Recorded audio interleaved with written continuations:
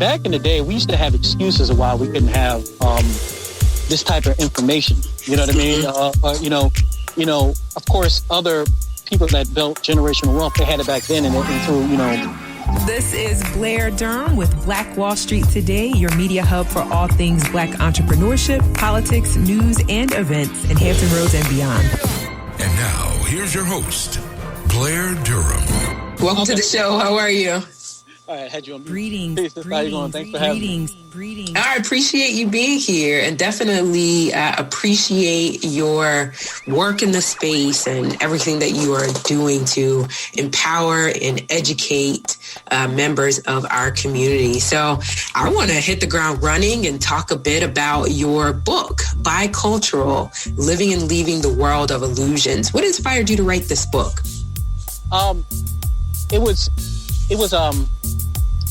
I had to tell my story because it's come to find out, even though I thought it was unique, other people have seen that as well,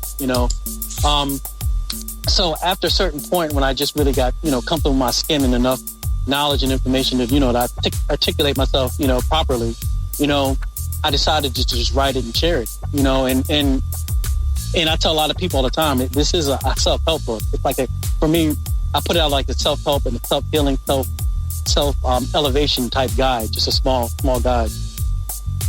Yeah. Well, let's hear a little bit of that story. I mean, I'm reading here, you are talking about battling racism, battling self-hate, self-esteem issues. And no doubt, these are paramount to the Black experience. What has been your experience? Well, I grew up right outside of Richmond, Virginia, and Midlothian, Virginia. And when, the population at the time where I grew up is, mainly, Caucasian. And, the experience that I had was very oppressive and suppressive, in every way. So in almost every angle that you dealt with, just living life, there was always that pressure on you. I tell people all the time that, being a Black American is like, having an 800-pound gorilla in your back with a target on its back, and that's the type of experience, that we deal with as being Black Americans every day. And, just growing up in high school, a lot of blatant racism, police, everything that is pretty much that we have to deal with as a Black American, I just dealt with it in, every day, for a good, until I left, so a good 20-something years of my, 20-something years of my life, been living there. I dealt with it, It's interesting as well when you think about the city of Richmond and the level of racism that is experienced there. It's not something that we talk about all the time, but when you look at the statistics, you realize that a lot of the police brutality, a lot of the school to prison pipeline issues really are concentrated right in our own backyard. So I'm going to assume, I haven't had a chance to read the book in full as of yet, but I'm going to assume that there's some empowerment that comes through the experience, right? That it's not all bad. So I guess my question is, how have you been able to translate that, as you refer to it, blatant, racism into something that has elevated you in some sense? Yeah, the main thing was just that I didn't have knowledge of self and, in history and in any form going through that. So it was like there was a fire that was lit in me, because I still remember the day when I was in fifth grade and my fifth grade teacher said all Black people were just slaves. And that was like the only thing I ever learned about us, So there came to a certain point when I was in my early 20s and I just started searching, I would ask the pastors of the church I went back then. I couldn't get answers. I went to a mosque, literally, and I asked questions. I couldn't get answers. So it was I went on this journey, of just self-knowledge. And the more and more that I dug and learned, the more and more I realized that a lot of our greatness was hidden from it. And for me going through what I did, I understood completely why I was hidden from it. Because why would you have a system that's against you to want to know how great you and your people really are? Yeah, good point you raised. I was going to ask you, for those who may be maybe new to the term knowledge of self, right? We're not talking about anatomy or physiology here. You're talking about an understanding of history, right? As it relates to people of African descent living all over the world, pre the slave trade, etc., right? Mm-hmm. Exactly. And not only that, but in addition, it's about, just knowing your, the characteristic and the personality flaws that you have inside yourself, and being mature enough to fix them and getting them enough knowledge to do that as well. You know what I mean? If you're, let's say, for example, if you're somebody that's dishonest, you have to be honest with yourself to realize you're dishonest. That's knowing yourself, If you're addicted to something, even drugs, alcohol, or just sex, or whatever the case may be, realize it's detrimental, you know what I mean? And then fixing it, being honest with yourself, say, I can't do this. The more and more you real with yourself and you start to, it's like, the analogy I like to use is kind of like having a rock, and you keep banging at that rock and chisel until you want to have a fine stone, Once you have that fine, round stone from chiseling that rock, and you get that fine stone, you're refining yourself. You know what I mean? So that's, in addition, that's, a part of knowledge yourself. Yeah, I think that part could be missing in a lot of conversation, right? You get more of the emphasis on the historical greatness and look at who we were, in ancient Kemet, etc. You don't get much of the focus on character refinement, which I think is important. If we're going to start to talk about unity, then we definitely need to talk about character refinement, right? So, yeah, I can appreciate that. Go on. Yeah, it's just, just like you're saying, if you want to build a community of individuals that are trying to, that are being serious about making, true and permanent moves, then you can't have a bunch of conniving backstabbers and, other individuals in there doing that. You have to set on a moral compass that pretty much everybody, in addition, can at least agree upon, or even, they can not only agree upon, but everybody can see the morality in you, so it's okay for them to work with you to move forward, Yeah, it's really important. Noticing here, too, that there is some talk about how you find power in music. Maybe you want to highlight a bit of that. Of course, we share music as one of the central elements of enjoyment in our world. But what's your context in terms of the book that you've written? Well, the music part was because that was like my voice of everything I went through. I started it. That was my channel. That was what I was able to use to let everything out. You know what I mean? And to express myself. So instead of, cutting myself or, abusing women, abusing drugs, it was music that was my outlet, Okay. So that music, once, I tell people all the time, when I perform in front of, tons of people, whatever, the most important thing to me is when people can come up to me after the show and they say, you know what, I got what you're saying in your lyrics. Because my lyrics are very down to earth, and they're also self-help lyrics, So I really don't really care much about all the rest of it. It's fun. Don't get it wrong, but when people talk to you how much their lyrics affected you, that's what it means to me the most, And so what genre of music are you writing and performing? Well, back then it was rock. I started off doing rock, but then that's when I was younger.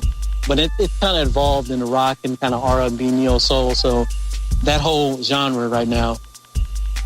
Yeah.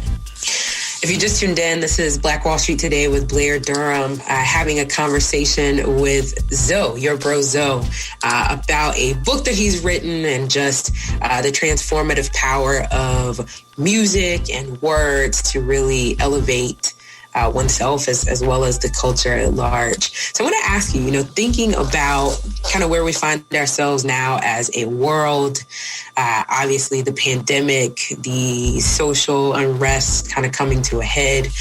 What's your entrepreneurship angle now? What are you doing? If you were engaging with lots of people before, how are you connecting now, and how's business? Business is fine. Well, actually, as you can imagine, it took a drop because the music industry pretty much, went south, but even inside of those, because of even platforms like this, you're able to put out your music in addition, but also, you can promote your book as well. But me personally, I've been focusing a lot on cryptocurrency. I've been focusing, I'm still dealing with stocks specifically, but I'm really trying to stay up with the times with just dealing with currency, and because we're coming in. It's obviously that we're going to go into that everything's going to go digital eventually.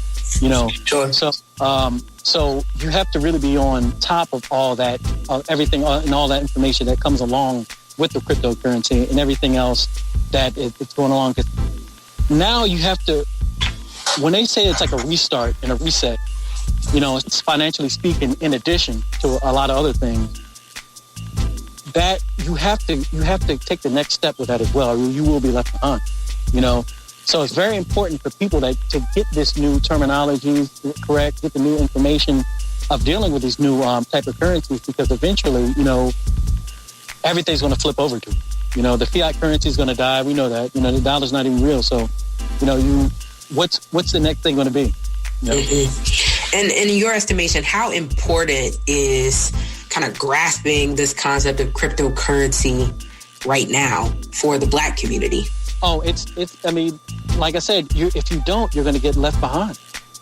So you have to. I mean, and the thing is this: back in the day, we used to have excuses of why we couldn't have this type of information. You know what I mean? Of course, other people that built generational wealth, they had it back then, and through hundreds of years, they can just build it, etc. But we all have the information now in front of us in which we can utilize to start our own foundation of generational wealth. It's an even playing field now. So we have to take advantage of all these resources. Yeah, I agree to that. Because a lot of times, just the language of racism and so forth can kind of cloud the fact that we have access to information in an unprecedented way. And so maybe it is the case that because of the impact of racism, we don't know exactly what we should be researching. But with so many new platforms, coming to bear, podcasting, for example, exactly. I agree with you that there really are not any excuses. I live in Atlanta. I live in Atlanta, Georgia, and everything that I experienced, I've traveled around the world as well, but everything I experienced back in Virginia, it's like the exact opposite in Atlanta. It's the exact opposite. I mean, it's very rare. You're not going to randomly in Atlanta, just get pulled over and get beat up by cops just for being Black. It's not that. I mean, it can happen. Okay, you're twisted, but it's not nearly the same. You're not harassed. You know what I mean? In certain areas, it's less people. You know what I mean? These people look like you. And unless they just having a bad day, most people don't mess with. It's just different. So it being different, you can't use the past as a crutch in dealing with the future. Because that old reality has absolutely nothing to do with the present. Yeah. I made a number of trips to Atlanta. I have a number of friends who've relocated from, Virginia, that is home to us, to the Atlanta region. And they echo what you have just shared. And that in a lot of instances, people are much more supportive. Black businesses thrive, and that some of the things that we're attempting here, won't get traction here. But again, in Atlanta, they will do exceptionally well. So I do think it's interesting. What do you think has contributed to that kind of condition in Atlanta? That kind of progression, that kind of... Well, it's the concentration of progressive black people, melanated people, and the time frame that progression started. You know what I mean? Yeah. And because you've had, you're going back to and see, here's another thing. A lot of people don't understand. I just learned this recently, that there was a race riot that happened. I think it was either 1910 or 1920 in Atlanta. And what happened was, it was very similar to what happened on Black Wall Street. But after the race riot happened, Atlanta split. Like the North was where the whites was, and the South is where the affluent black was. So even before like the 60s, people in Atlanta here were still doing their thing, you know? So in addition, those people just kept on carrying the torch. And that's why in Atlanta, like a perfect example where I'm from, in Midlothian, there's small communities in which are like probably 95% all white. And then, houses over there probably $300,000 and up, but there's only about, I can name now probably maybe 10 communities in that area. But in Atlanta, you can, there's hundreds. It literally feel like there's hundreds, communities just like that, and in the outskirts as well. So, these people have been building generational wealth for a minute, and you can see it. When you ride the MARTA train in Atlanta, because I used to work for AT&T for a while. So when I used to sit in there, you just can't sit down and look around at all the black people and they'd be like, oh no, you can tell he's a janitor, and you could tell, what I mean, he's a taxi driver. No, these people are professional, and young, and they're young and old, going all the way through. So they've been sustaining this progressiveness for a while. Yeah, I was just thinking, I know people that, were from the Hampton Roads, Virginia area, relocated to Atlanta, tried to come back to Virginia because this is where family was, and then just had to get back down to Atlanta as quickly as possible for a lot of the reasons that you're mentioning. We've only got about a minute remaining. What kind of promotion of your book, your website? Is there anything that you would want to share to have our audience connect with you? Yeah, I pretty much consolidated everything to my website. It's yourbrozo.com, yourbrozo.com. My book's there, my music there, my podcast there. Everything's there. Awesome. Yourbrozo.com. Just like it sounds, yourbrozo.com. This has certainly been a pleasant conversation. Always enjoy connecting with positive energy. Excited to see you out there in the mountains, enjoying a beautiful day. I'm a little bit jealous. Awesome. Yeah, look forward to having you back on the show too, particularly as things kind of continue to develop with cryptocurrency. Maybe we can kind of go there in a bit more detail next time. I will be right here. You know where to get me. Awesome. I appreciate you again. I appreciate you as well. Talk soon. This show is brought to you by Positive Vibes Incorporated, our consulting services. We do credit fixes, tax resolution, we lend private money to real estate investors, and we do debt consolidations. Basically, we put money in your pocket when you need money. We put money in your pocket when you need money. 757-932-0177. Phenomenal. Stay with us online at Black Wall Street Today on Facebook and Black Wall Street Today on Instagram. And then follow us on Twitter as well at BWS Today. We look forward to talking again next week. Have a wonderful week. I have said and I will continue to say that the most important priority for the Black community is the Black community, not a particular political party. Phenomenal. Hey, yo, when I say black, you say Wall Street. Black Wall Street. When I say black, you say Wall Street. Black. When I say black, you say Wall Street. Black. When I say black, you say Wall Street. Black. Black Wall Street. Black Wall Street.